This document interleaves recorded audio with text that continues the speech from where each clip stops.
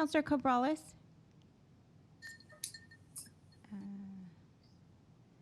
I'll come back to her. Counselor Swanson? Present. Counselor Carney? Here. Counselor Schaub? Counselor Cornwell? Present.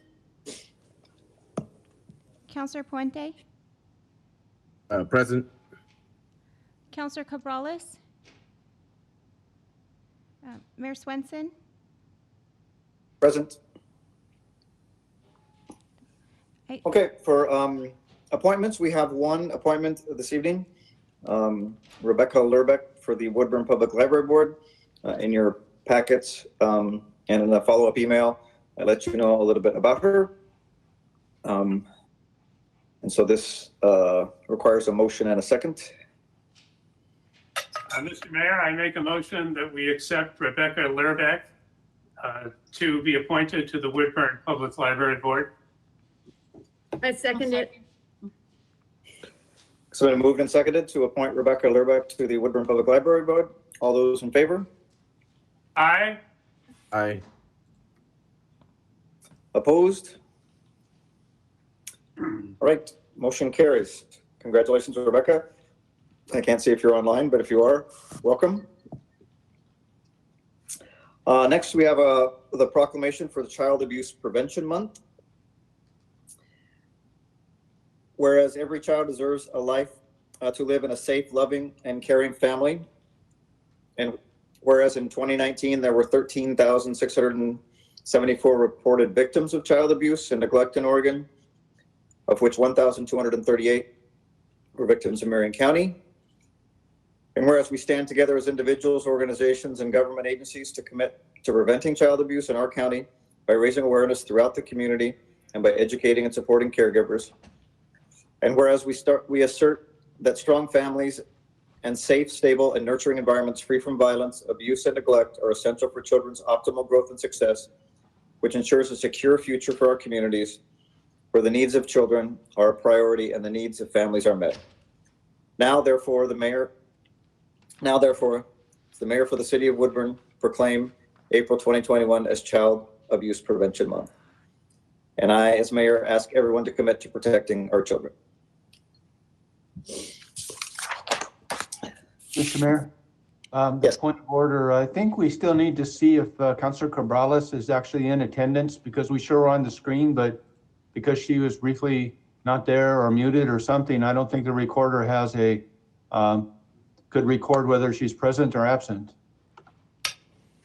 Thank you, Bob. Yes, I'm here. Sorry, it logged me off before I could say that I'm here. No problem. We just wanted to make sure that you got credit for being here if you were here. So great. Thanks. All right. Thank you, Bob. All right. We have a number of other people who are logged on, but no one's requested to speak, but I can ask one more time if there's any business from the public. All right, then we'll move to the consent agenda. So may I please ask the city recorder to read the items? The items on the consent agenda are as follows. Woodburn City Council meeting minutes of March 22nd, 2021, and Zayo Group LLC franchise settlement agreement. Okay, is there anyone who would like to ask a question or remove one of the items from the consent agenda? All right, hearing none, I'll entertain a motion. Mr. Mayor, I make a motion that the council accept the consent agenda. I second it. I second. All right, it's moved and seconded. All those in favor? Aye. Aye. Aye. Opposed? Okay, the motion carries. All right, we'll move to public hearings.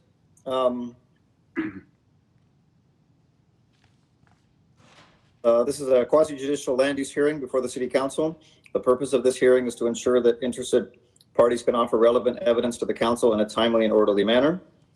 So I'll now open the hearing for the Trillium Reserve Development located along the east side of Boones Ferry Road northeast, north of Hazelnut Drive. This is a proposed annexation subdivision, and planned unit development of 90 detached houses on 90 small lots with several common area tracts, common area improvements, and street and other public improvements. I will first ask the council if anyone has had any ex parte contacts with the applicant or another individual in which this application was discussed. Mr. Mayor, Councilor Carney? I'd like to comment that I've never visited the site, but I have observed the site from the street.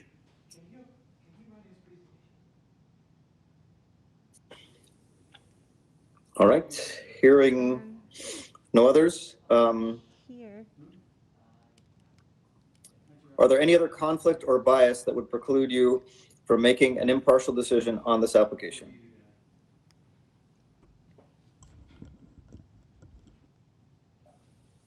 All right, hearing none. Are there any challenges from the audience on the basis of any disclosure or omission by the council?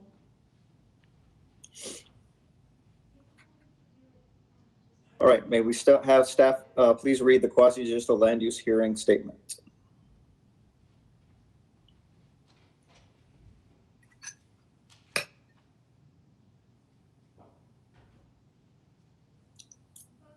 Law and the Woodburn Development Ordinance govern evidentiary quasi-judicial land use hearings and require that at the commencement of the hearing, this statement be read to all persons in attendance. The applicable substantive criteria for this land use decision are listed in the staff report and are as follows. Madam Mayor, I'm sorry, Mr. Mayor. Sorry about that. Sorry, I'll start So many over. years. I'll start over. Are we having trouble with the audio here? Or is it just me? I can't really hear that, and that again is important for the record. It was my microphone. Okay, very good. Okay, I'll All start right, so over. we'll begin again. Thank you. Go Both ahead.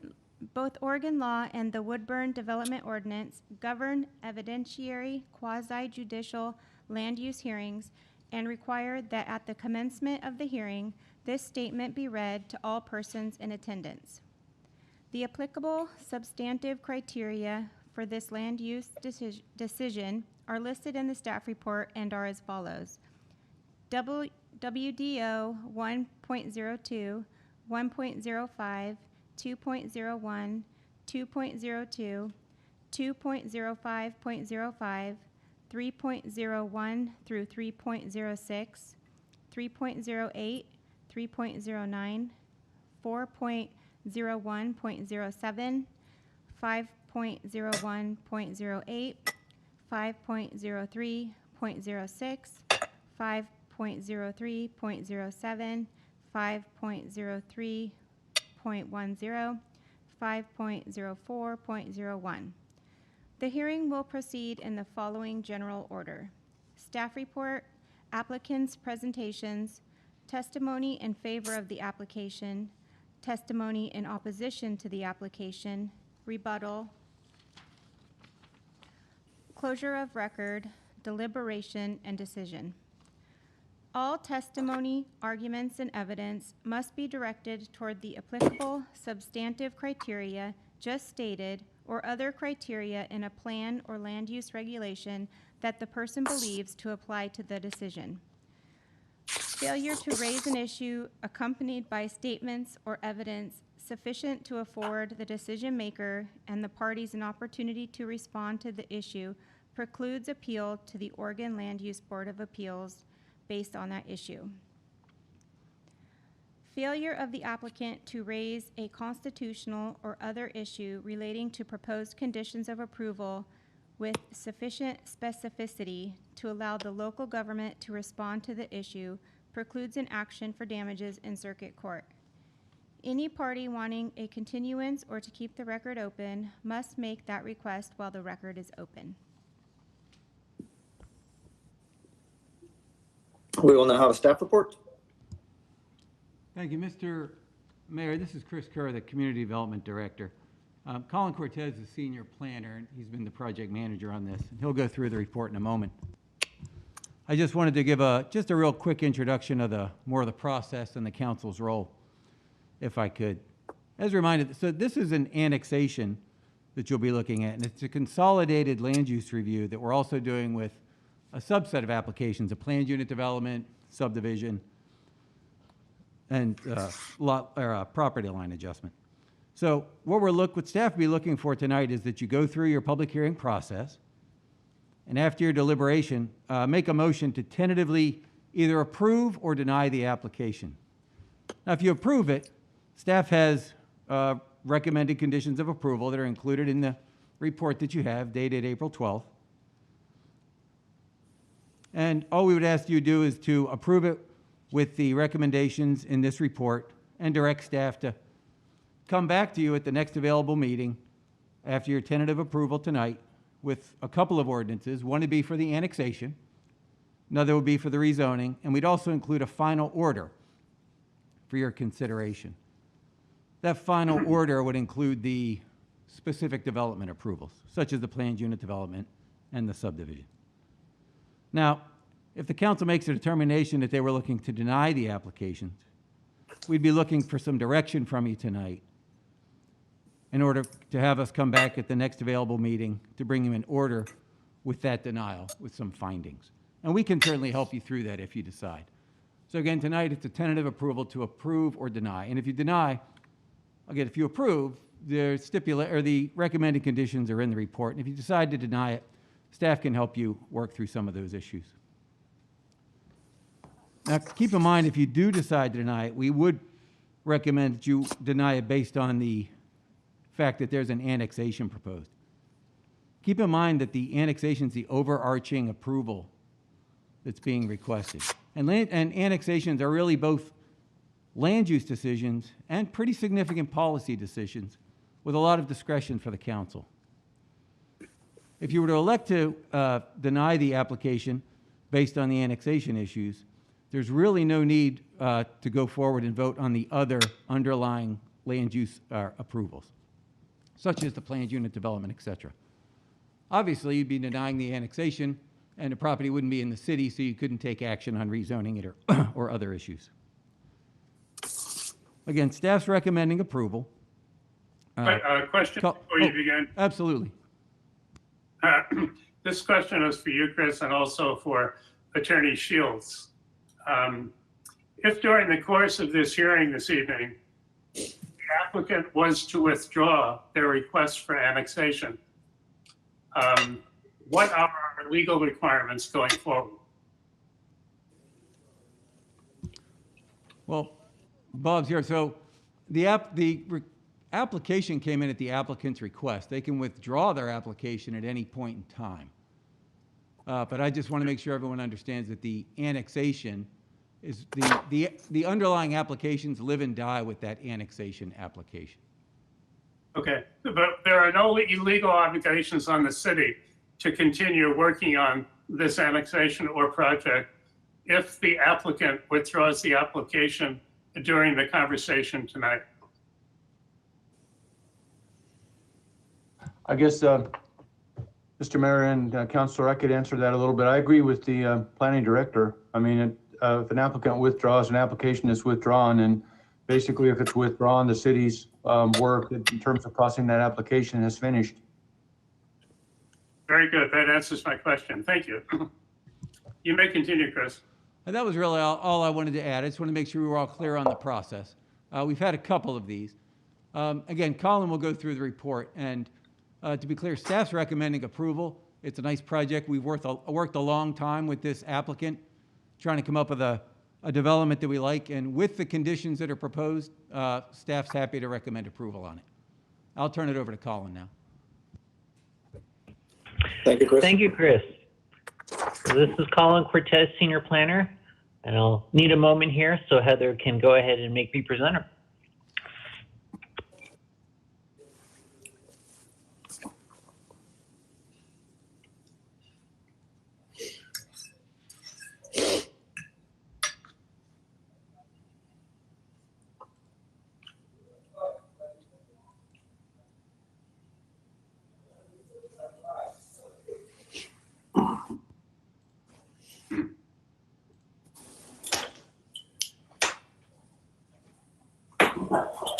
All right. Good evening, Mayor and members of council. So I'm going to run through a slide presentation about the Trillium Reserve Plan Unit Development, or PUD. The basic issue before you is a package of land use application types. The one of foremost importance is an annexation, namely a request to come in from unincorporated Marion County into city limits. And along with that is a number of things related to development, particularly a plan unit development, which I'll talk about a little more further on down the line. Some adjustment to property lines, and then also some acknowledgement of a creek tributary and wetlands that are on the property, and a subdivision.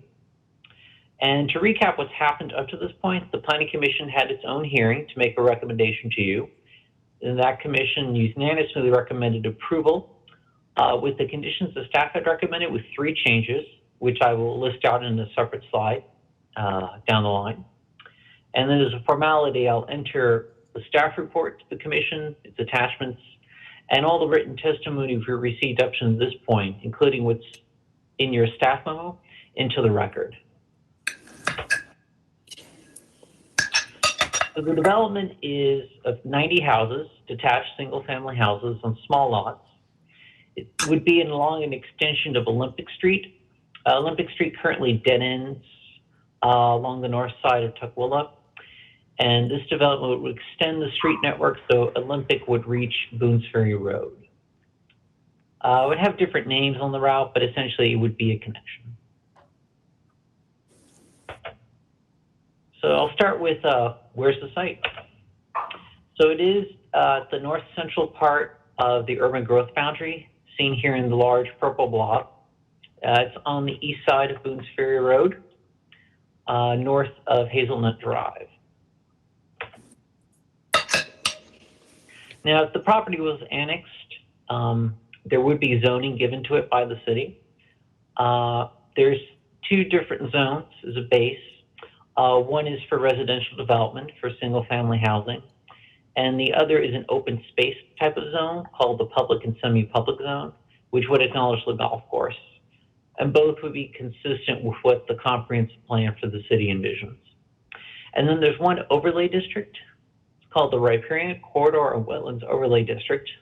Staff calls it the RQuad. And what that does is acknowledge that there's environmental constraints. Simply speaking, there's a west tributary of Mill Creek, and there are some wetlands on the property.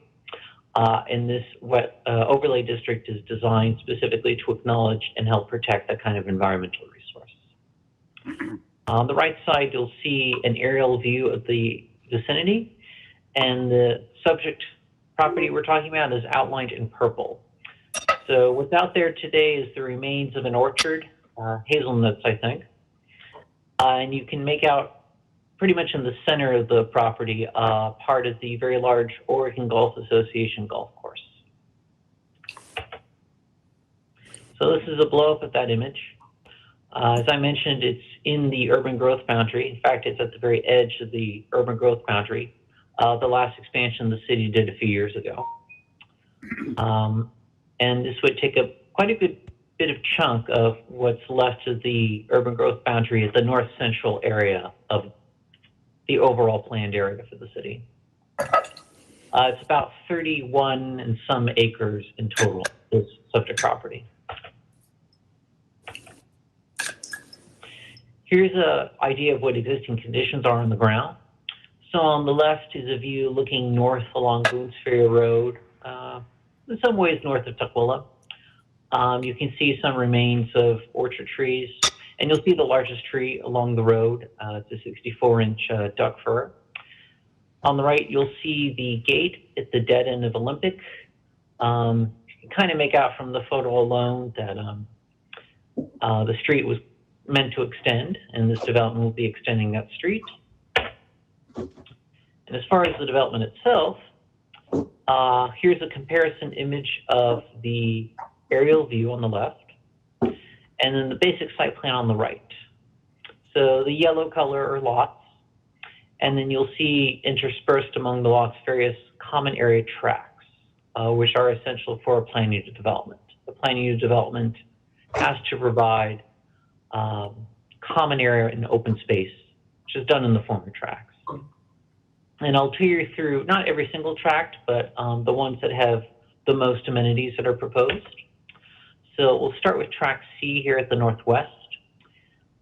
This is a linear tract that has a path, a bicycle pedestrian path, that serves as a connection, a shortcut for people walking and cycling between the inside of the subdivision and the road, in lieu of having a additional street connection to Boonesbury Road. Moving on to tract D, the northeast corner.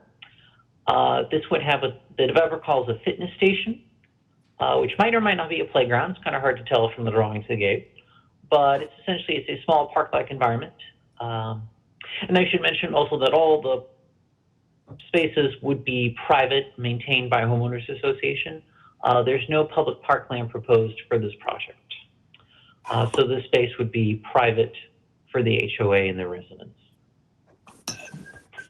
Moving on to tract H, which is one of the larger tracts. It's about 1.5 acres. That one has a shelter and a bench. Otherwise, it's landscaping.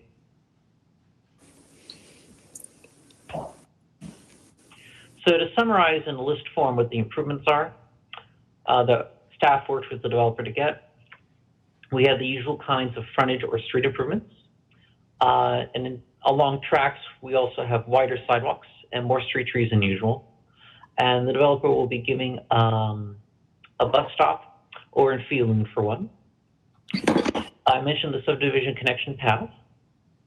There's also a condition for the few flag lots that are in the development to have fewer interruptions of sidewalk, planter strip, and on-street parking by consolidating and sharing driveways. The common area tracts that I mentioned include surface improvements that you would expect in a park-like environment, benches, bicycle parking, improved landscaping, the shelter I mentioned, trash receptacles, that kind of thing. And then there's also some remediation at the riparian corridor, that would be the tributary, specifically to remove invasive species like Himalaya blackberry and to add a few new plants like trees. Moving on to process. So the report to the Planning Commission, which is a part of your packet tonight, had an attachment 102 called Analyses and Findings. So this looked at the materials the developer gave in comparison with things, primarily the Woodburn Development Ordinance, about how the proposal does or doesn't meet various provisions. And where it does not, there was a condition of approval drafted so that the proposal could meet whatever the provision was.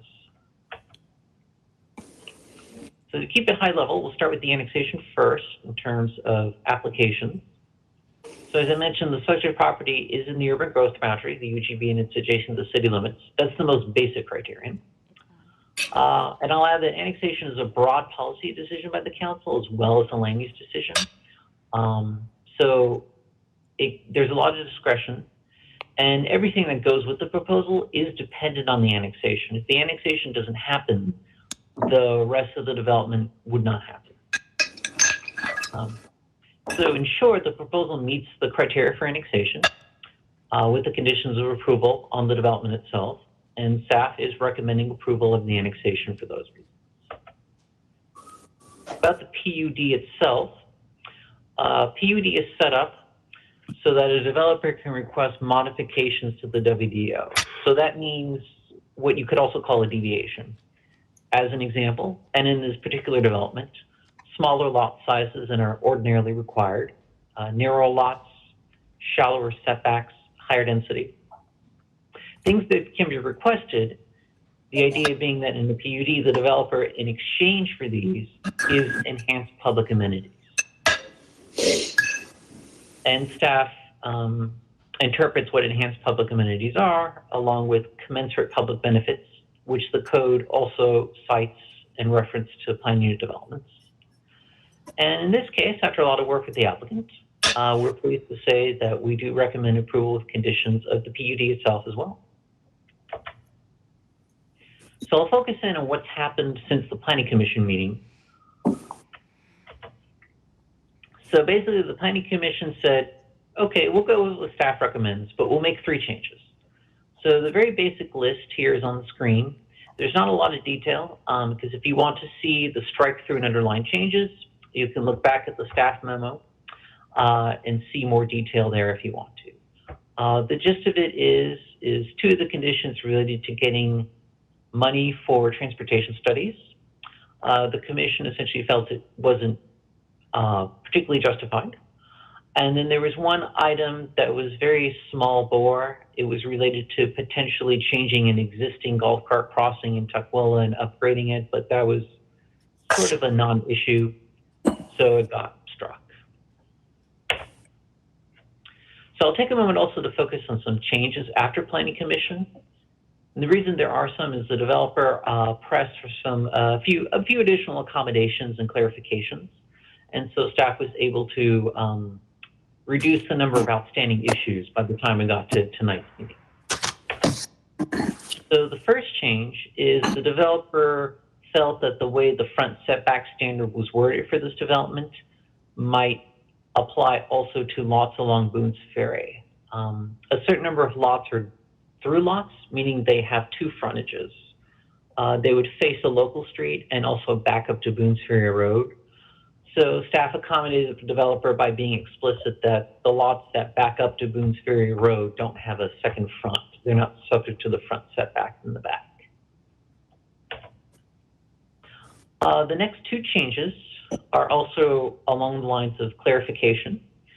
So one was to reassure the developer that the plantings they needed to add for the Arquad along the tributary didn't have to be on the golf course itself. They could be contained within the tracks that they're proposing, where the creek is. And the other change was to make explicit something that would have been done anyway, which was to route construction traffic to and from Boone's Ferry Road instead of Olympic Street. And then the final change in this list is to revise tree preservation standards. These were found in attachment 205. They gave detail about a number of trees to preserve and how to do so. So the applicant submitted additional documentation from an arborist, which are in your packet if you'd like to see them, attachments 4 and 5. And so staff went ahead based on additional information and struck some of the text. The net result would be that that large tree that's pictured would not have to be preserved and probably would not. And then there were a number of smaller trees in a row along the road, closer to hazelnut, ranging in size from 6 to 18 inches, that also would not have to be preserved. Question, Colin? Oh, yes, Councilor Kearney. Yes, can you return to number 3, 2 slides back? Adding changes number 3, adding a condition PUD 13 to make explicit that construction traffic access is to be via Boone's Ferry Road rather than Olympic Street. I think that's a very feel-good type of condition. How do you intend to have that enforced?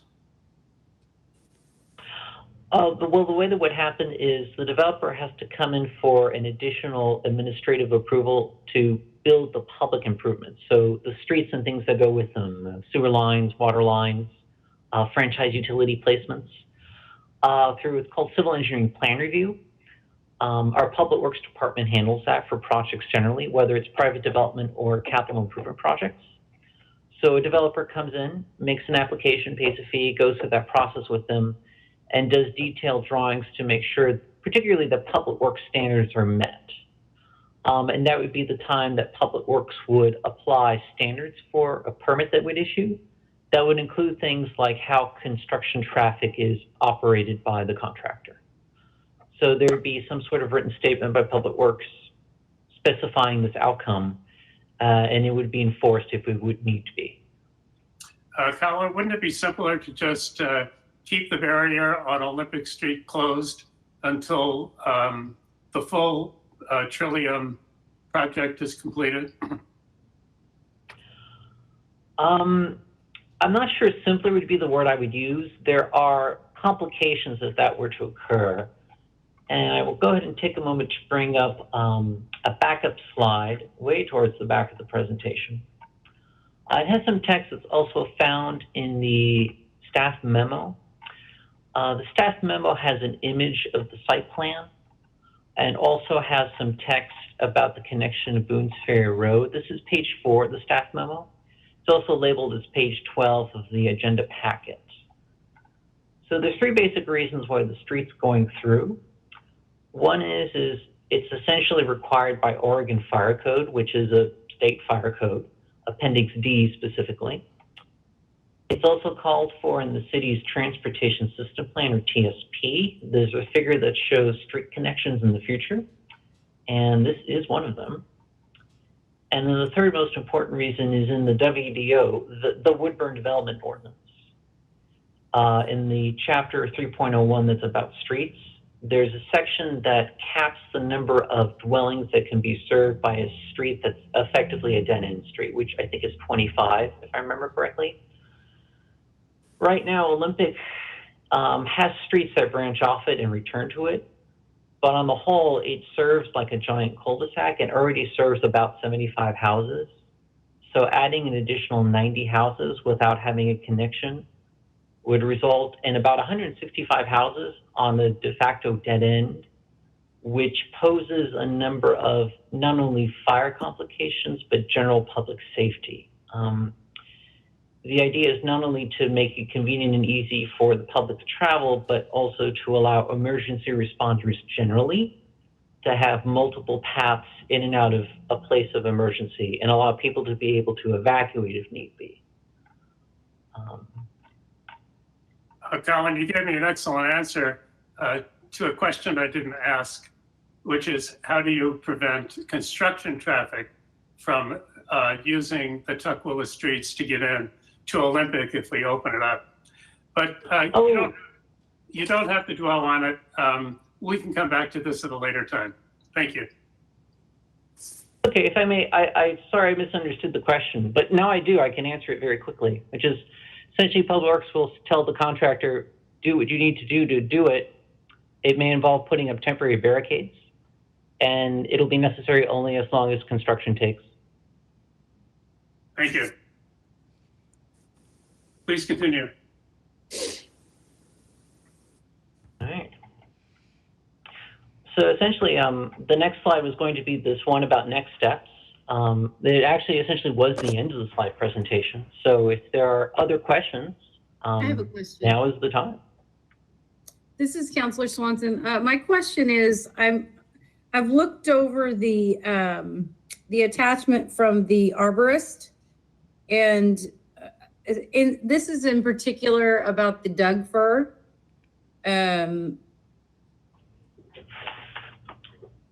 It's generally in fair condition, yada, yada.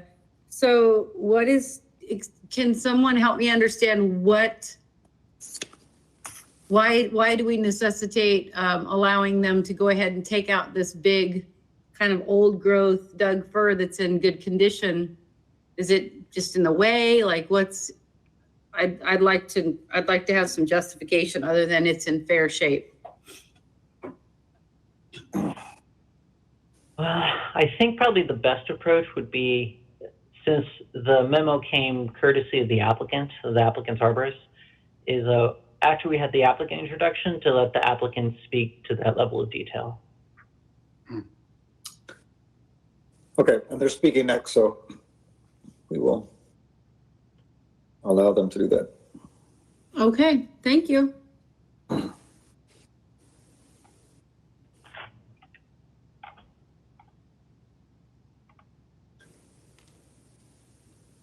Okay, Colin, is that a wrap, or you have a few more things to share?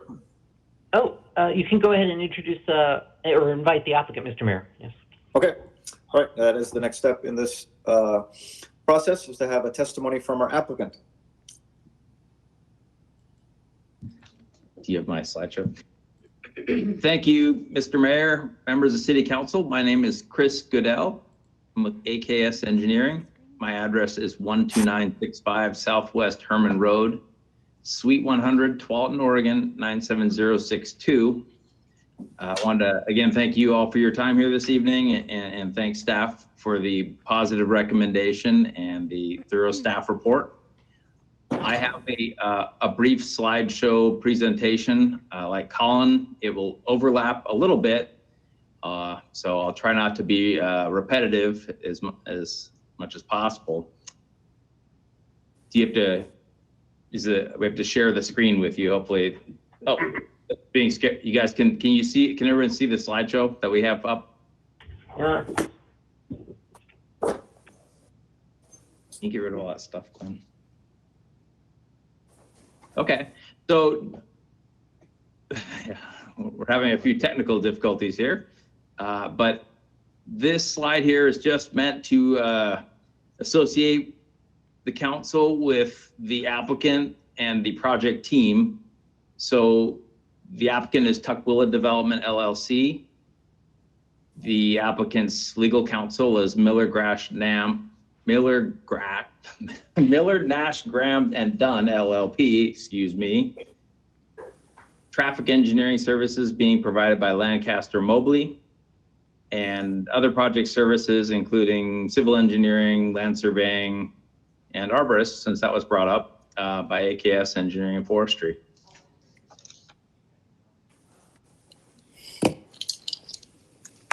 So again, this is the project site. Colin did a pretty good job of explaining where this project was and the different applications that are included. So this just kind of lists them out here. One thing that we worked with staff on pretty carefully over the past year or so is the connectivity that this project includes, and in terms of streets, pedestrian paths, and street stubs for future street extensions. So in this drawing, you can see the street network in the project itself, including Olympic Street, Trillium Avenue, and Trillium Drive. And then in pink, you can see a number of the pedestrian connections and some Colin talked about during his staff report. So again, this is the site, the PUD, and this here includes, some conceptual drawings there showing what the different open space amenities will look like. And we have a little bit on each one of these open spaces, kind of like what Colin did. So I won't dwell on it, but we thought it's worth mentioning because these are some of the project highlights.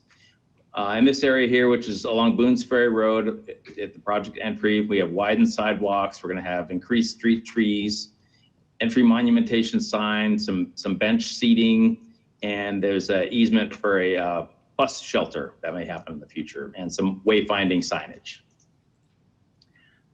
This open space here is a nice wide multi-use path connecting Boones Ferry Road to the project itself. There's trash receptacles, bike parking, seating, and landscaping included, along with wayfinding signage. Thanks. I have my water. This open space area here is an active open space area, includes exercise equipment, ADA accessible picnic bench, widened sidewalks again, additional street trees, and a nice lawn area for people to relax and enjoy. This open space area here coincides with the creek, and so it includes mostly natural area. So it's going to have plantings and mostly landscaping, but there is a street crossing here, so there will be a street and a stormwater pond, and that's the basic idea here, is that this will be as natural area as possible. These here are just some simple connections of the existing golf cart paths so that the golf carts can continue to go through the site. And again, here's a stormwater pond with a nice wide pathway to provide for connectivity. These here are samples of just what the materials would look like. We got nice standard benches, shelters, exercise equipment, picnic tables that are ADA accessible, and stuff of that nature. Just really nice stuff.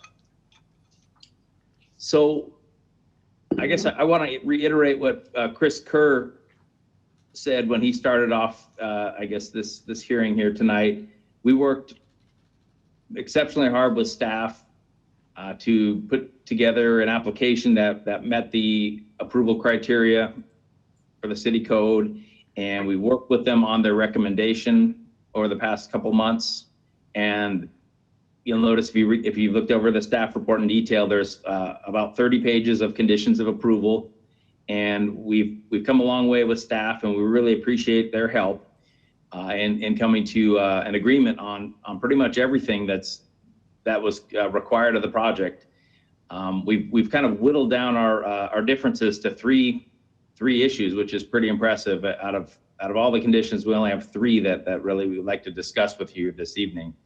And at this point, there was a letter introduced last week by applicant's legal counsel, Kelly Hosseini, and she wanted to say a few things about, I guess, the first condition of approval that's listed here, which is frontage improvements that are listed as required along Boones Ferry Road and the southern entryway, which is Hazelnut Drive.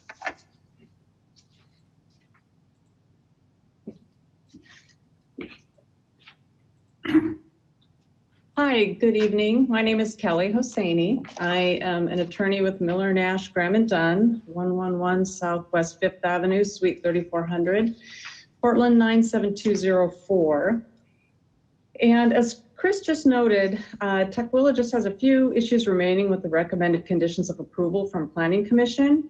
And one of these is the requirement that Tukwila improve a portion of Boones Ferry Road south of its PUD, as well as a portion of Hazelnut Drive. In my April 9th letter, which I believe you all have, I went through this issue in some detail. And we believe there's 4 reasons that Tukwila cannot and should not be required to make these improvements. First of all, the property, and this slide kind of gives you a more close-up look at what it is we're objecting to. The property isn't controlled or owned by Tukwila, so Tukwila doesn't have the rights to make improvements on this property. It's also not owned or controlled by the entity that Tukwila is purchasing its property from. The owner is a third party. Second, this additional right-of-way is within the boundaries of the annexation application only. And if you want to toggle back to that other one. And nothing in the code requires an applicant to improve right-of-way as part of an annexation application. In fact, per 4.01.06a, your code explicitly states that conditions of approval cannot be attached to annexation applications. And Exhibit A to this letter, which is what is up there on your screen now, shows 2 boundaries. So you can see one is the boundary of the PUD, that's in green, and the second is the boundary of the annexation application, that's in blue. As you can see, the annexation application encompasses more property than the PUD boundary. What's important to remember here is that the annexation application is a separate and discrete application from the PUD application. The 2 applications are being processed together, but the fact that they're being processed together doesn't make the PUD approval criteria or standards applicable to the annexation application. In other words, it doesn't somehow combine the 2 applications together in any substantive way. The annexation application remains only subject to the annexation criteria. As I noted earlier, the Woodburn Code specifically states that the city cannot attach conditions of approval to annexation applications. So the city can't impose these frontage improvements on Tukwila's annexation application. The third reason Tukwila should not be required to make these frontage improvements is that your code specifically states that road improvements are conditioned upon development. The property within the annexation application, but that's not within the PUD, is not proposed for development. It's outside our development. So per 5.0401F3 of your code, the city can't require Tukwila to improve those streets. And the fourth and final reason is there is no connection between those offsite improvements and the impacts of the PUD. Constitutional law requires that there be a connection and rough proportionality, and neither of those 2 things has been shown as part of the staff report. Now, staff has stated at the Planning Commission hearing that the improvements are required because the affected portions of Boones Ferry Road and Hazelnut Drive are boundary streets to the PUD. But as you can see on this exhibit map, they're not. They're outside of the boundary of the PUD. They're within the annexation area, that's true, but again, your code doesn't allow the city to require road improvements in an area that's just being annexed but not developed. Staff also stated that the road improvements are being required because the city typically requires road improvements as part of annexation. Well, as I've just discussed, the code doesn't allow the city to require them as part of an annexation application. And further, as a factual matter, we don't see how that's true when the adjacent portion of Hazelnut Drive, there to the east of what we're being required to improve, has been annexed into the city, but it doesn't have the improvements that are now being required of us. So for these reasons, we're asking you to strike the portions of these conditions of approval, PUD-3.F and 3H, that would require Tukwila to make improvements to the southern portion of Boones Ferry Road and to Hazelnut Drive. And with that, I will turn it back over to Chris. No, Attorney Hosani, this is Sure. Councilor Connie. I have some questions for you. Sure. I read with interest your letter of March 10th and also your letter of April 9th. In the letter of April 9th, you repeated a good deal of the information you had in your letter of March 10th. I thought it was very thorough and apparently well-researched. The question I have of you is, have you verified the accuracy of what you've written in both of those letters? Yes, I have. Very good. Thank you. I have no further questions. Okay, you're welcome.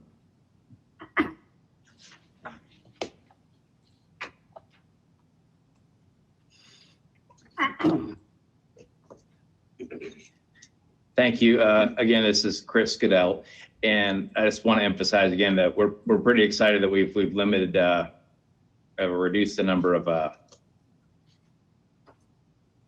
disagreements that we have with the staff report to these three issues. And this here is the second issue that we want to talk about. Is there's the application includes a dedication of land in an open space tract for a future potential bus shelter, and that was understood from when we started the project. And there was a condition of approval included that the applicant actually build the bus shelter. And so I wanted to just briefly, we just don't really get it, I guess. It's significant distance from the existing bus route. It's nearly a mile from the existing bus route, and it's over a mile to the nearest bus stop. We looked over the city documentation. We couldn't find anywhere that had a future plans to extend transit up to this area. So building a bus shelter or paying a fee in lieu for a future bus shelter above and beyond donating the land to the city for the future bus shelter seemed, it just didn't seem right. And so we wanted to mention that here, that we're not in favor of the condition that Glenn, go ahead and turn it back to conditions T-T2 and T-T3, which are related to building a bus shelter that we think will most likely just gather graffiti and not be used for a significant period of time, if ever.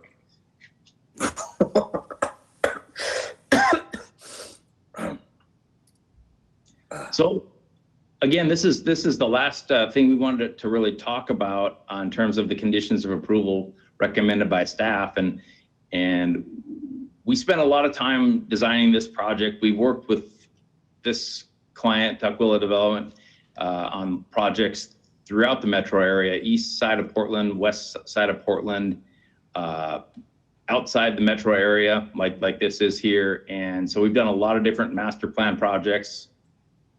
And oh God, the screen just shut down for a second, scared me. But so we're pretty familiar with doing these kinds of projects and what looks good and what doesn't look good. And in this case here, we have a kind of an odd shaped property. It's sort of shaped like a horseshoe around a golf course. And there's some areas there that are geometrically challenging to provide access to. And so we have a number of flag lots in those areas. And these show the next slide, I think. Yeah, so, no, sorry, keep going. Yeah, so these flag lots that we have, I think, do we have one that shows the overview, Glenn, of all that area there? I think you might have skipped it. Maybe yeah, so along Olympic Street on the east and west sides towards the southern portion of the property, and then along Trillium Avenue. Yeah, so in that area and this area here are kind of deep and difficult to get to. So we have some flag lots there. Thanks, that was what I wanted to show.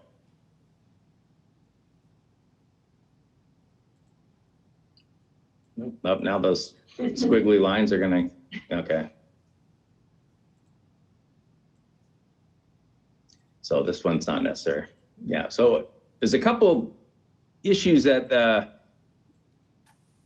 staff would like to include additional driveways accessing the flag lots.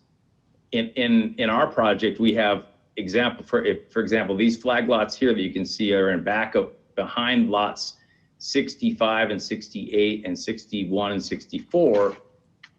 Those in our project design include accessing those homes out on Trillium Avenue. And the conditions of approval that we listed there earlier require that those homes on those lots that front on the street there would access the shared driveways for the flag lots. So it's adding more trips and more driveways and more cars to those flag lots driveways. So in this case, this here shows the difficulty associated with bringing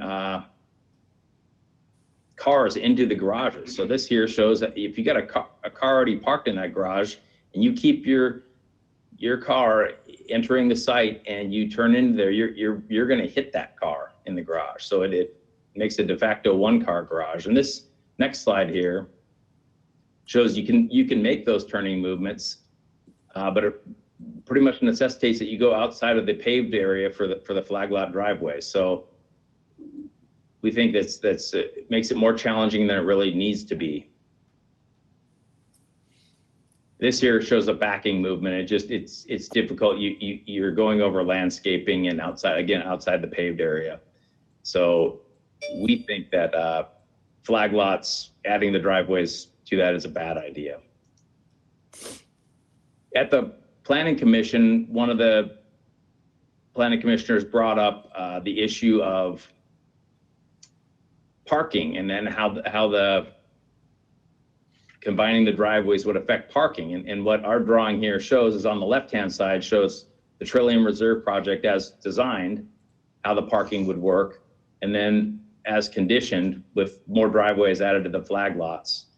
It shows that there's, in this section here, that there'd be 61 parking spaces as designed, but if we reconfigured it to combine the driveways, there'd be 53. So there'd be less parking available.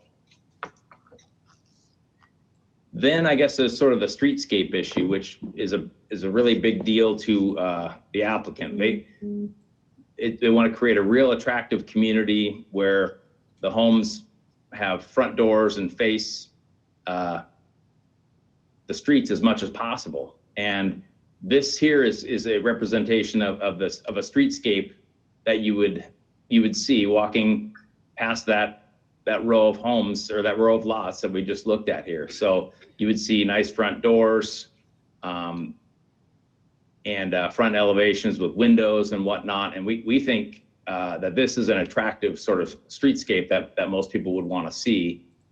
The next slide here shows kind of what we think would be the result of a streetscape with the conditions of approval, where you're taking driveways and adding more driveways to the flag lot driveways. You would end up with garages that would access the flag lot driveway. So you'd be facing more or less a side yard elevation on the main street. So you'd be walking down the street and this is what you would see, or driving down the street and this would be what you'd see. And we think that the version of the design that we put together is really superior. And you can see here, this is sort of a side-by-side of what we think the disparity is between these two examples. You know, the top being if the project moves forward as proposed, and then the bottom is if we add additional driveways to the flag lot driveways.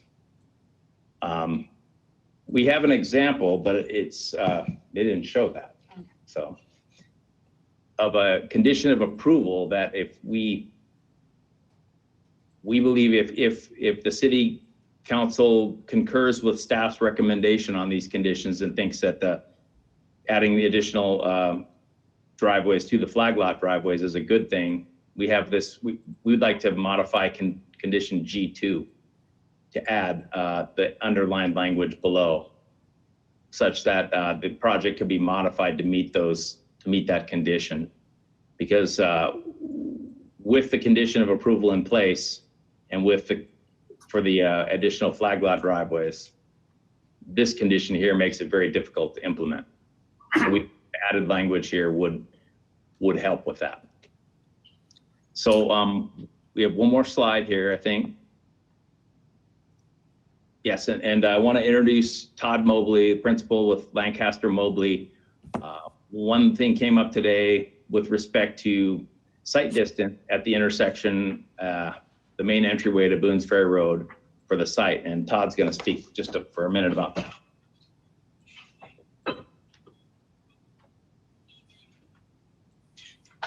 Good evening, I'm Todd Mobley with Lancaster Mobley.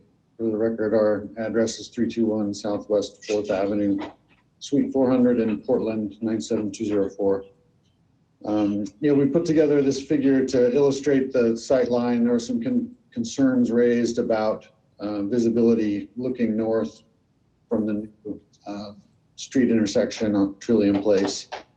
And right now there's a lot of trees and vegetation and brush and things that kind of limit that sight line around the inside of the corner.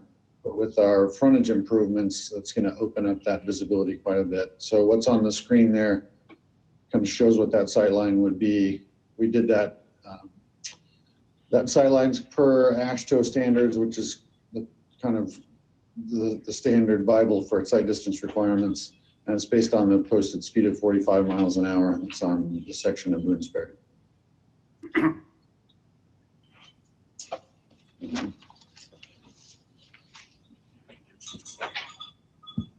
And you can leave it on here, Glenn. So Councilor Swanson asked a good question about the tree that Colin had shown there in his photos, the site photos. And there's two reasons really why that tree and other trees that are along Boones Ferry Road would have to come out. And the basic reason, I guess the first reason, is that along with this project, that there's recommendations for improving the site's frontage on Boones Ferry Road, which means widening the pavement, putting in a curb and gutter, and then building a concrete sidewalk. And that tree that was shown there is pretty close to the existing edge of pavement already. And that's what the arborist letter describes.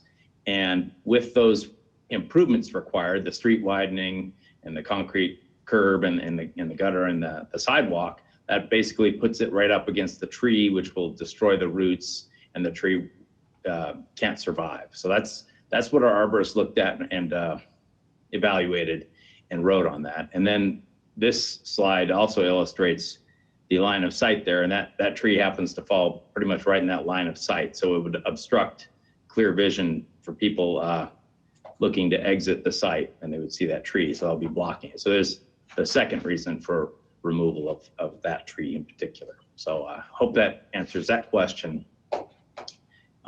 We're here with other members of the project team so we can pretty much answer any questions, hopefully, that you might have about the project. So I guess with that, we'd appreciate your approval of the application here this evening.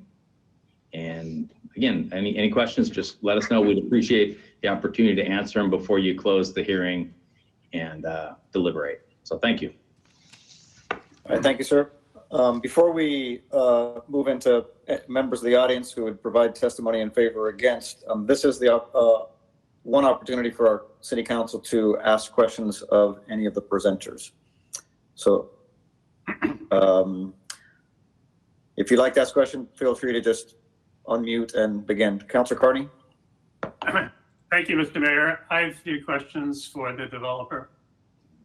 But I want to be certain that my colleague, Councilor Swanson, has gotten her question answered. Yeah, Counselor Carney, it's answered. I didn't like the answer, but I have good common sense. My husband is a construction guy, and I know that the hazard that tree will cause based on the cutback and those kinds of things. And looking at the packet more in depth, I see that there's just no getting around it. So while my heart is sad, my head understands. Thank you very much, Councilor Swanson.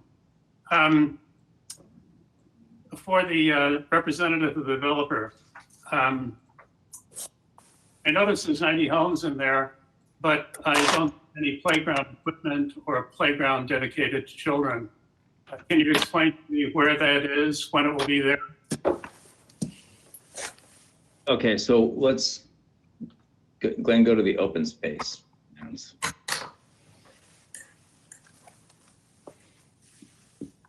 Yeah, there. So there are multiple open space areas here. You can see, although there's not a dedicated playground, there is exercise equipment up in track D, I believe, and that's going to be usable for people of all ages. And our thought was the lawn area and the there's a gazebo that we have down below, and it's mostly a number of uses for, I guess, for people to sit and relax. And that was sort of the thought behind what we have in terms of open spaces was we don't have a dedicated playground, but we have other things that can be used by children. Okay, very good. So you don't plan to put a playground in. Will the city recorder please record that as a no? Yes. Thank you. I'm moving on. I didn't notice any bike paths on any of the development streets. Can you explain to me where they're going to go? These are all local streets, so there's no dedicated bike path in the city standards. It's just building the street to the city standards. So there's widened sidewalks throughout in a number of places. We have pedestrian paths that I think Colin mentioned a few, and we have a drawing there that I showed earlier that showed a number of different multi-use pathways. So between the streets and those pathways, that's the circulation system for pedestrians, bicycles, and vehicles. However, attachment 102, page 26 of 53, figure 3.01G, although there are some discrepancies regarding the street dimensions, clearly shows that bike paths are included. Maybe on Boone's Ferry Road, if that's what you're referring to. No, it clearly says that it's within Trillium. So we have an inconsistency there. That's perhaps something we can come back to at a later time. Thank you. What I'd like to do is, while we continue talking with you, I'd like to propose that our community development director be able to answer the next question. While you still remain active in the discussion. Chris, what is the purpose of the locked emergency barrier on Olympic Street?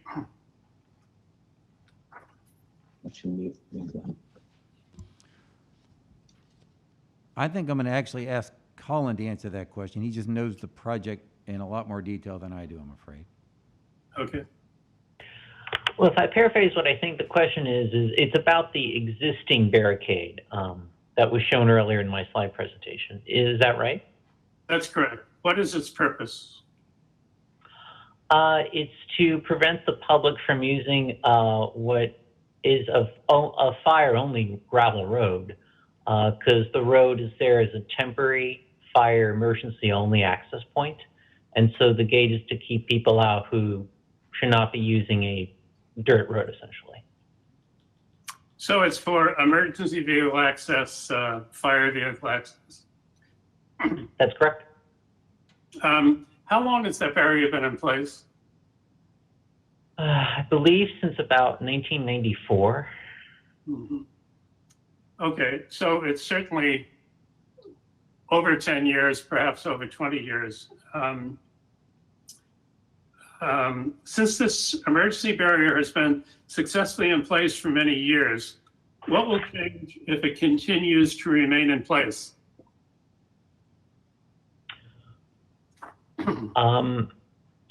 Well, absent any annexation or development, the existing condition would continue indefinitely.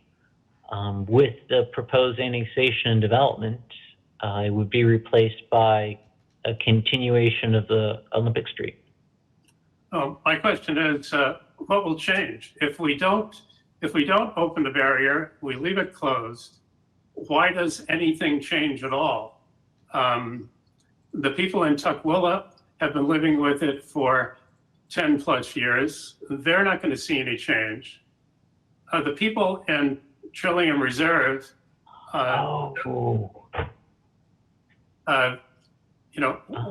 why must it be open? Why can't it continue closed? I think I understand. Let me try this way. So the city could choose to allow it to be open, but there would be downsides.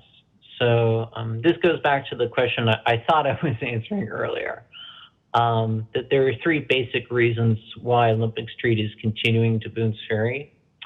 And they all fall under the general category of public safety.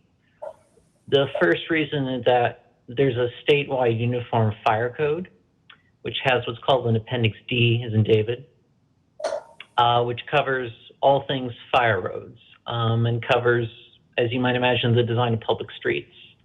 Fire departments and fire districts get very jittery when there's construction of homes, and especially a lot of homes in a constrained area that's a dead end.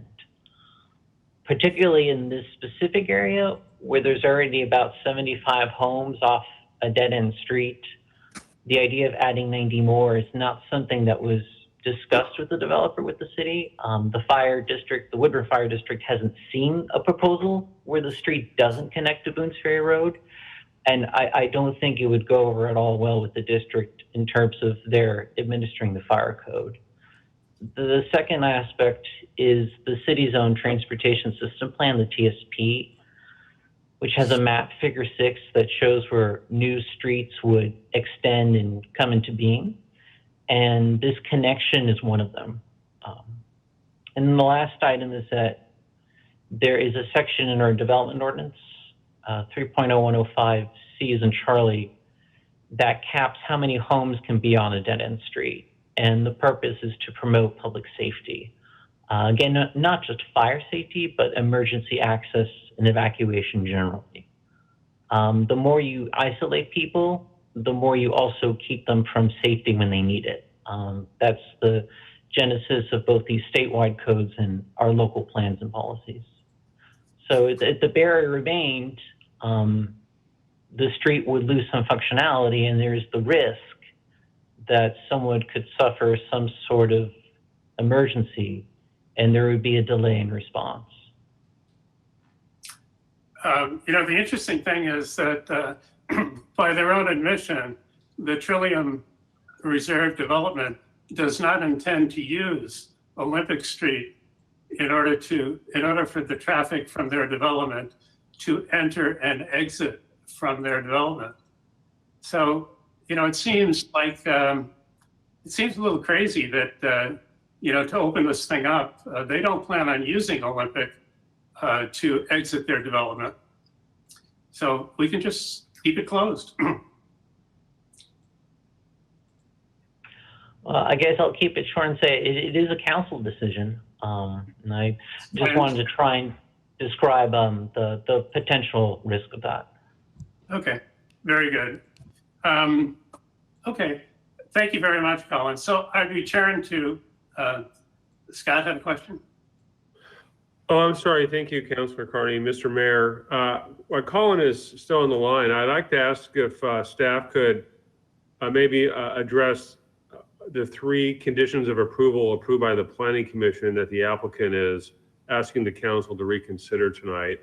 And just talk a little bit about why those conditions of approval wound up in the current, currently in front of the council tonight. Thanks, Scott. Thank you very much. Oh, this is So, Chris. Colin, real quick. Okay. Yes. So maybe in addition to that question, and maybe I need points of clarification, but the points that the applicant brought up that their legal counsel spoke to about the part that's not in the project, is that something that you can address as well? And I guess my confusion is that usually our council's not, we're not in the position to have the city recommend something and then to have an applicant ask for additional things in front of us. So if you could speak to those points as well. Mr. Mayor, this is Chris Kerr. And I apologize, I know Colin's in the other room. We were having some technical issues, so we're doing a bit of a back and forth. I'd asked Heather to let Colin bring up the presentation. And Colin can talk about these 3 particular items. Colin can talk briefly about the bus stop requirement and this alternative design related to flag lots. And again, those are, I mean, in essence, these are benefits and commensurate benefits and a flexible design requirements that staff thinks are important in relation to a PUD. But I'll be frank, I really want to focus in on the slide I see in front of you here, which is the requirement for the improvements at Hazelnut and Boone's Ferry. These are really important to staff. Staff believes that these requirements are actually, and if Colin, if you can pull up exactly what the PUD boundary is. Staff believes these are just clear code requirements, under the WDO, under our zoning code. This is a boundary street. The first we've seen of someone saying that that's not part of the PUD was with the letter that came in with this for us tonight.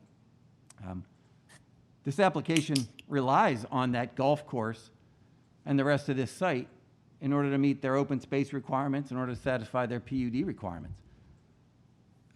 From our perspective, it's clearly a boundary street, which is, in our code, a boundary street is a street that abuts a development that we're reviewing, and those developments have to meet our minimum cross sections, our standards under the TSP. In other words, you have to put in your half-street improvements, your sidewalk, your curb and gutter.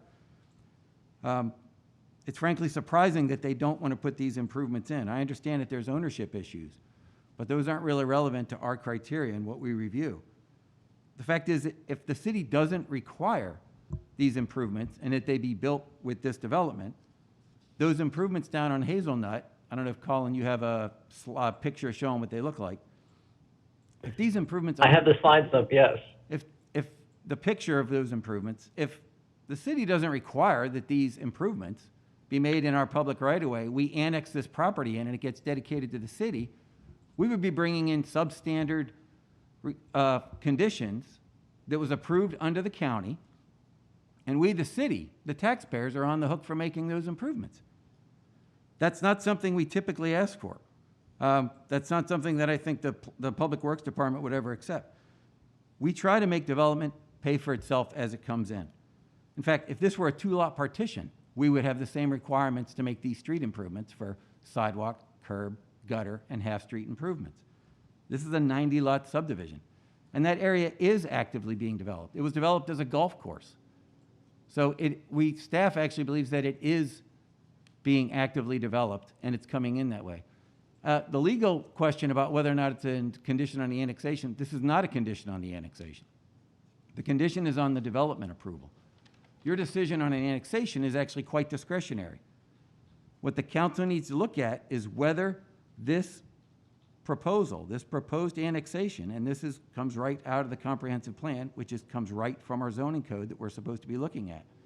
you should be looking at whether or not an annexation of a property will be of a, quote, benefit to the city.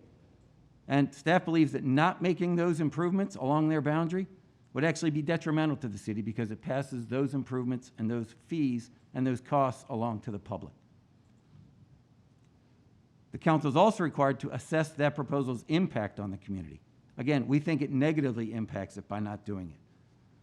And again, the condition is tied to the planned unit development, which is very specific. The applicant's receiving flexible design standards. They're getting smaller lots, they're getting an increase in, or decrease in setbacks, they're getting an increase in the size of the building footprint they can put in a lot, and they're getting an increase in density. And again, they rely on that golf course and the overall PUD to get there.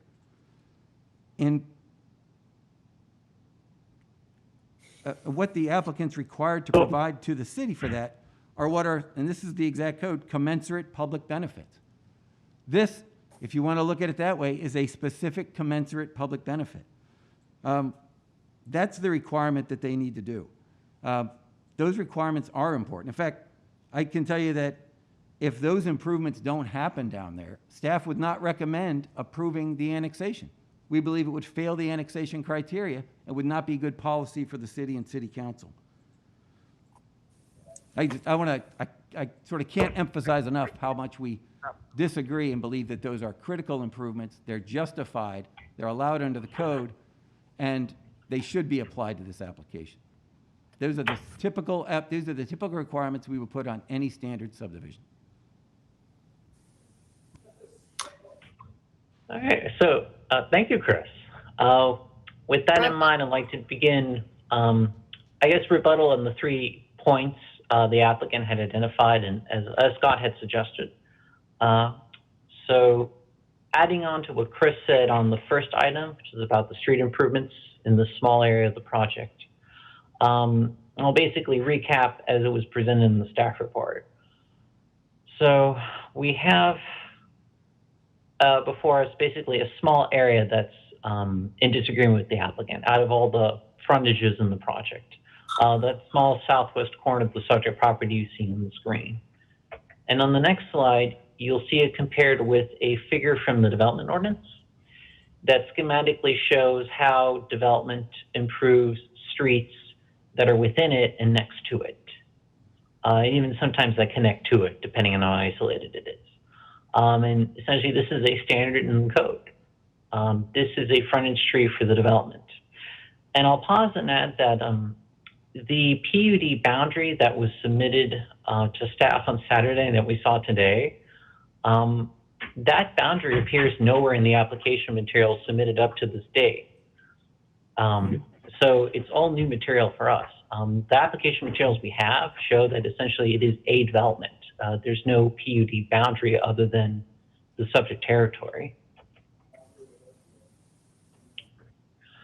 These are some photos that give an idea of the existing conditions that Chris mentioned. There's no sidewalk currently. You can see there's gravel, the curb's in poor condition.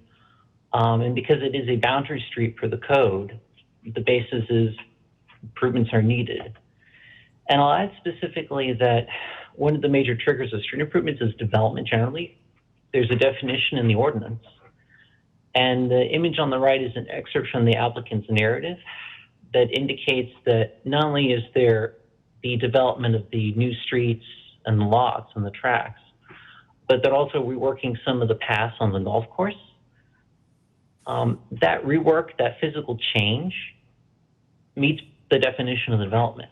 So there is development throughout the subject property, which means that the golf course, just like any other area within the subject property, is open to having to do street improvements because there's development. So that's the basic approach in a nutshell. And as Chris had mentioned, the conditions out there aren't satisfactory for those walking. And so the street improvements would secure the improvements that are necessary for the safe walking environment.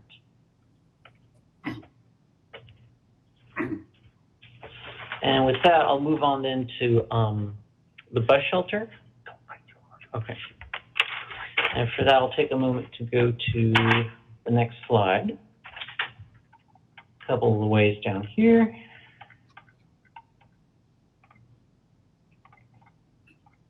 So there's basically one slide. The first clarification is the condition requires that the developer either install a bus shelter to city spec, similar to the ones that are in town, or just pay a fee in lieu. The installation itself strictly isn't required. The applicant can give cash in lieu of putting in the shelter. So it is a condition that has two options, either the installation or the money. And the photo shows an existing city spec bus stop.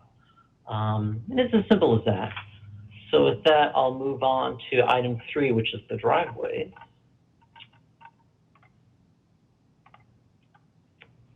So the condition identifies those few lots that are the flag lots in the project.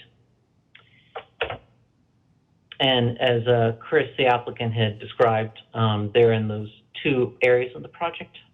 The photo at the bottom left illustrates a condition that's less than optimal, where the more driveways you have on the street, the less planter strip there is. And with the need for other utilities like streetlights and fire hydrants, it makes it even more difficult to get in street trees as it is. And so the idea of the condition is to prevent the situation you see on bottom left. The applicant did have an image of this that you see on the screen as well. This is just a little bit away south on Hazelnut Drive in Tukwila. There are examples of houses that have shared access. So it's not exactly the same dimensions, but the concept is there in the field is proof. And on this slide, you see an image from some of the materials the applicant gave for Planning Commission. And there's 2 basic observations. One is through the materials shown so far, it just seems like the turning movements are assumed to be a little too swooping. It just seems to staff that people can drive their vehicles a little more tightly and slowly and would be able to maneuver without having to swoop so much. And another observation is that the garages, where they're placed on the lot, influence how vehicles can enter and exit. So garages could be set back farther onto the lots, and that would provide more maneuvering room in front of them to get onto and off of the driveways along the flag lot poles. So I'll keep it short and simple, and then unshare the screen and turn it back towards the council. Thank you, Mr. Mayor. I think I still have the floor.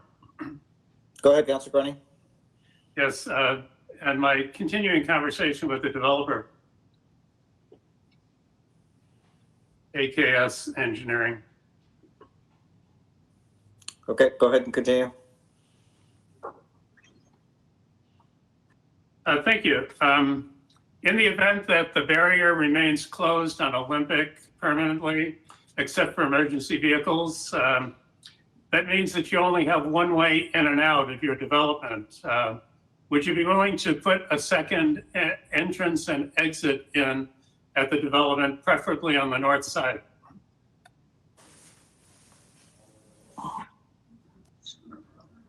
Well, I guess that's something that we hadn't considered before because we had 2 ways in and out using the street stub to the south and then off Boone's Ferry where we had it. Oh, but by your own testimony, you indicate that you're not going to be using Olympic. I don't know that I said that. I think you were somebody was talking about construction traffic. No. I'll quote your attorney's letter of April 9th, page 3. The Trillium PUD will not contribute any trips to Hazelnut Drive. So you're probably aware from your understanding of the site that the only way Hazelnut Drive can be reached from Trillium Reserve Development is through Olympic Street. So if you never intend to reach Hazelnut Drive, that means you don't intend to use Olympic Street. So that means if the barrier stays closed, it doesn't affect you, ipso facto.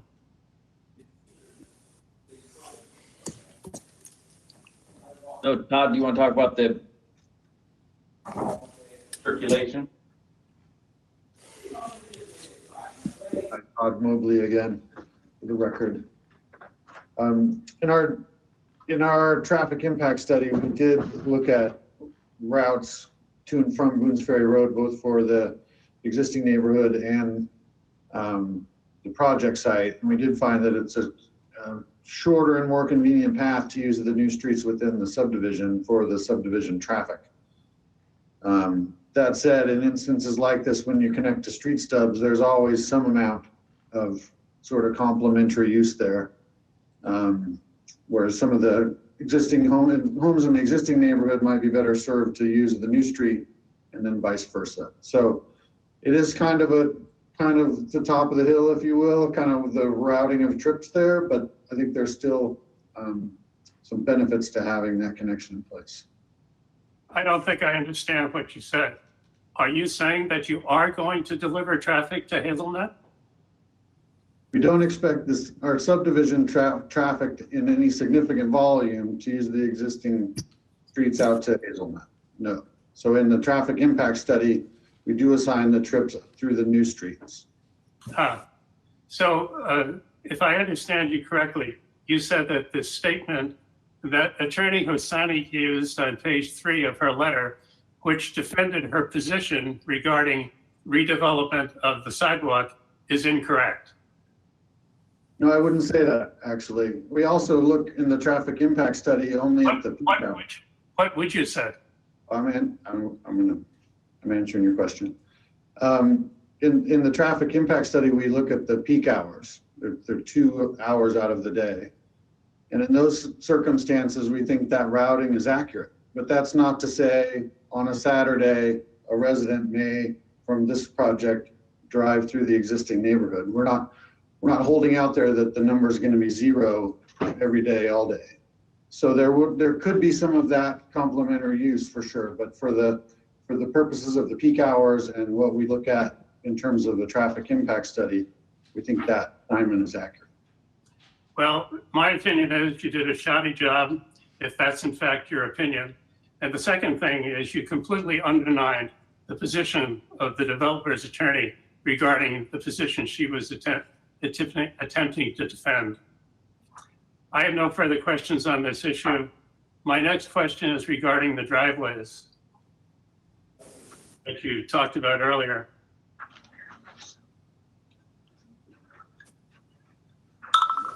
What is the width of those 6 driveways? The flag lot driveways? The 6 driveways that we were discussing, the flagpole driveways. So I think they're 15 feet wide. Yep. They're 14.67 feet wide. Okay. I don't think so, but. You know what the average width of a pickup truck is? It's 8 feet. So, these driveways are seriously undersized to begin with, not to mention the disagreement that you've had with Colin Cortez regarding the flag lots. Yeah, that's the city standard for those, so that's what we put together. Mr. Mayor, I think I've exhausted my commentary. I feel very, very dissatisfied with the presentation that was made tonight by these professionals. And I'll move on with the rest of your program. Okay, other counselors that have questions for this presentation, remember we will hear from proponents and opponents of this shortly, so we'll have another chance to ask questions as well. But let me just ask Councilor Swanson. And I don't see other counselors on here, so once Councilor Swanson's done, feel free to just chime in after that. So go ahead, Councilor Swanson. Mine is more for staff, and I see the issue with the driveways, and I don't disagree with Councilor Carney in the wide swing. If you're driving a pickup, you're going to have to swing wider. But my question is specifically about if in the one diagram that staff showed where and used the verbiage that there are other examples in other developments that do this sort of shared driveway kind of thing, and we don't have a problem with it. I guess my question or point of a clarification is, are those other developments, have they been allowed the decreased lot size that this particular project is trying to adhere to? Because in going back earlier, the other thing that Councilor Carney asked about, which doesn't sit well with me, 90 families in 90 houses sharing green space with a bunch of golfers without a specific playground structure to be spoken of in the whole thing.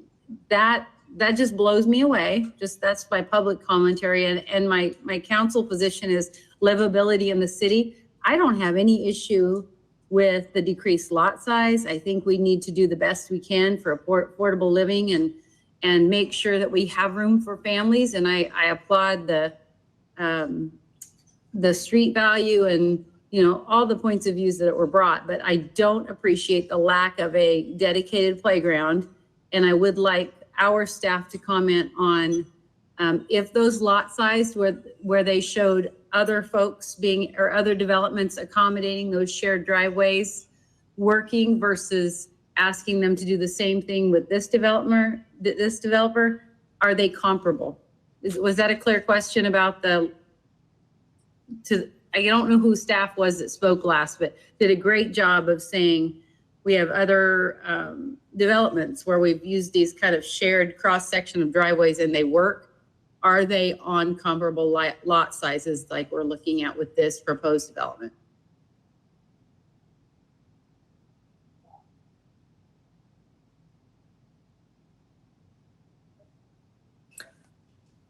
I do have an answer, Chris or Colin may know the exact street. So he was showing you an actual picture that is from Tukwila, and they do have reduced lots. I don't know exactly what they were. To be fair, I don't know the exact lot size and the way that they're reduced. They looked more square lots, to be honest with you, than the rectangular ones that are proposed. But they were smaller lots than we allow per the code, and they're located in Tukwila. They're just a little bit further down the road. I think it was Goose Hollow, actually.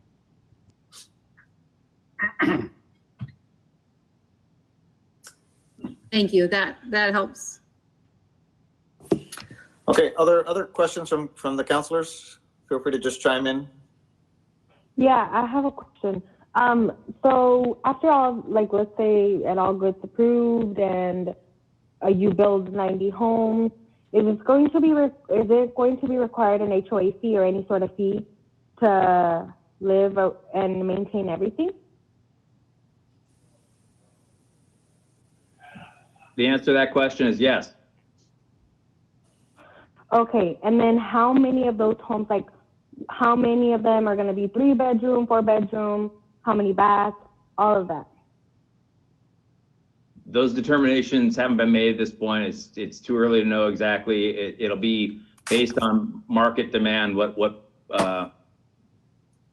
is needed, what people are buying. That's what will be built. So it's not going to be based on like the population and the need of like multiple, like for like big households, is just going to be based on whatever the market is selling. Right. So what people in Woodburn in that area would like to have is what is going to be built there. So in order to make those decisions, are you going to have like the public comment on that, or how are you going to make that decision on how many homes? We already know there's going to be 90 homes, right? But how many bedrooms, how many baths, all that stuff? It'll be market research. What does that mean exactly? The company that's building the homes they have professionals that look into it and figure out what most people would want in there, what people would want built, what they want to live in, and that's what they would want to sell. They don't want to build something that nobody would want to live in or buy. So it's not anybody's. Okay, perfect. And so with that said, HOA fees, as we know, that's an additional expense for low-income families to be able to buy homes. So thank you so much for answering that question. Thank you. Okay. Other councilors for questions at this point in the hearing?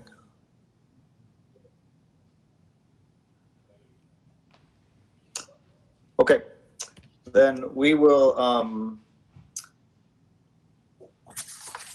and we'll move on to ask if there are any any testimony by proponents, those in favor of this development? I'm going to rely on Heather to tell me if someone's trying to raise their hand or. I don't see anyone. Okay, then do we have testimony by Hold on. opponents What's Chris? who would like to speak? What? I'm not doing it. Hi, this is Jim Nicolarsson. Can you hear me? Yeah, please state your name and address. Thank you, Jim, for joining us. Jim Nicolarsson, 620 Troon Avenue, Woodburn.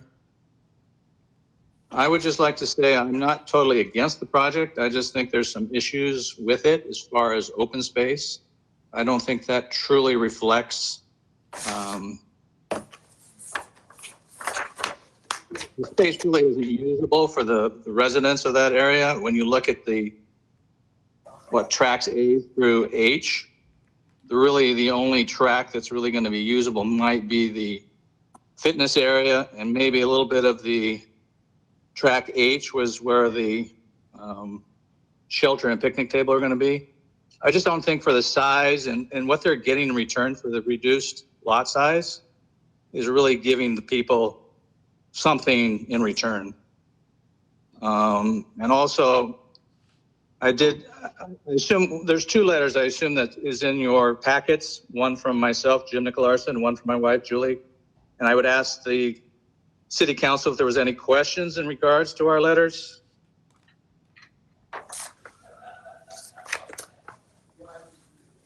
Yeah, so thank you, Jim. Yeah, those letters are in our packet. And so, but if you would like to speak to those points, you talked about, traffic and public space, and your own ideas for that. So feel free to speak to that, please.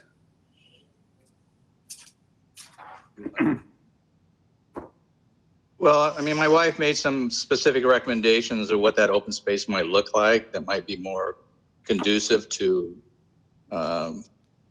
Family neighborhood. Yeah, to a family neighborhood, and for them getting that reduced lot size. My other complaint or issue was with the houses that are going to be facing the driving range. And those are lots 62, 63, 66, 67, 70, and 71. I know why the developer wants those lots, but I don't think they're practical from the standpoint. Those are going to be actually at the end of the driving range. And to be quite with you, I've spent my whole life playing golf. I've never, ever seen houses put at the end of the driving range. I mean, who wants to see golf balls coming at them? The distance between the driving range, the start of the driving range, and the end of the driving range is quite a distance. But there are a lot of good golfers out there that will be easily able to hit the ball that far. And I was talking to the pro at the OJ golf course the other day, and he did indicate that they're concerned about it as well. They're going to have to put a big fence up, they think, or net, excuse me. And I'm not sure that's going to be a very attractive thing for people who purchase those lots. I mean, I guess they can make their own decisions, but it just didn't seem practical. It just seemed that those lots should be removed. So there's a little more distance between the end of the driving range and the homes. So I just wanted to make that point. Mr. Mayor, I'd like to mention, Jim, I'd like you to know that your letter and the communication from your wife were in our packet, and along with the communication from Dave Fisher.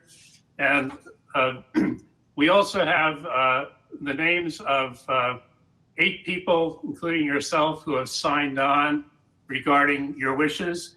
And your council has specifically paid attention to what you wrote. And as you probably know, I'm your ward councilor. Thank you. Thank you for those comments. Thank you, Jim. And do we have other opponents who would like to speak?